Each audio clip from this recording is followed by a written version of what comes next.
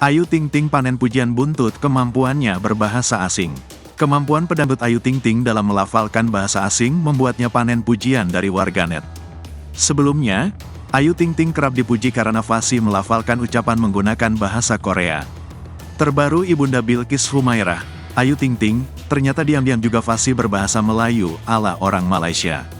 Melansir dari postingan Instagram pribadinya yang diunggah Rabu, tanggal 17 April tahun 2024, Ayu Ting Ting mulanya membagikan beberapa foto saat dirinya berkunjung ke Malaysia.